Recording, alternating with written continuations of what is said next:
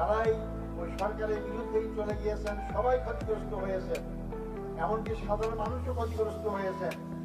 যার কারণে 5ই আগস্ট আমার রাজনৈতিক জীবনের ইতিহাসে দেখা এত বড় একটা বিপ্লব, এত বড় একটা অভ্যুত্থান হতে পারে আমরা জেলখানা থেকে দেখার সুযোগ পেয়েছি, বিভিন্নভাবে জানার চেষ্টা করেছি, এবং যার কারণে তাদের স্বপ্ন সাত ভেঙে চুরমার হয়ে গিয়েছে।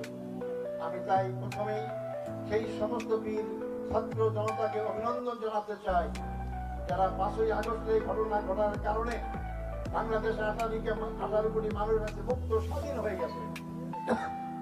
আমরা শুধু মুক্ত স্বাধীনই হয়নি, আমাদের দেশের ভৌগোলিক সীমানা মুক্ত হয়েছে, আমরা ইমাম আকিদার সাথে বসবাস করার সুযোগ পাচ্ছি, আমরা আমাদের দেশকে নিজেরাই পরিচালনা করার সুযোগ পাচ্ছি। আমরা আধিপত্য শক্তির হাত থেকে বাংলাদেশ আজকে মুক্ত।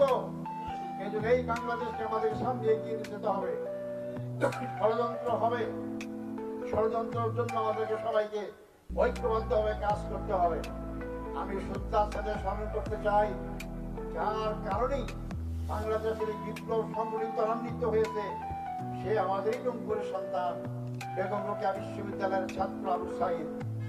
গুলির সামনে হাত পাতিয়ে দিয়েছেন, এরকম ইতিহাস কোথাও দেখেছেন? কেন? তার নিজের মুক্তির জন্য, তার দেশের মুক্তির জন্য, দেশের জনগণের মুক্তির জন্য, দেশকে স্বাধীন করার জন্য তার জীবনটাই আজকে আওয়ামী লীগকে পরাজিত করতে বাধ্য হয়েছে।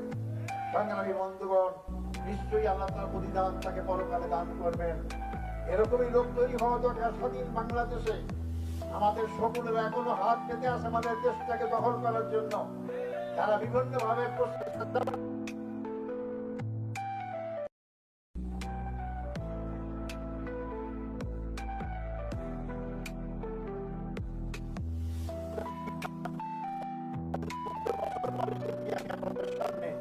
আমি শুকরিয়া আদায় করতে চাই, আমি শুকরিয়া আদায় করতে চাই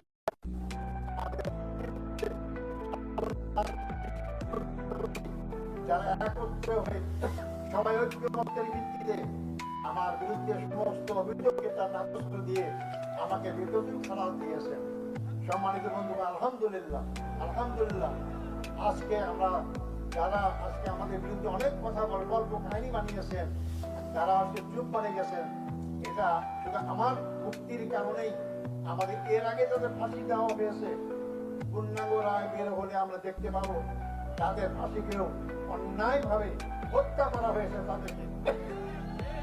এই হত্যাকাণ্ডের সাথে যারা যেখানে যেভাবেই জড়িত, আমি আপনাদের মাধ্যমে সরকারকে জানাতে চাই তাদেরকে আইন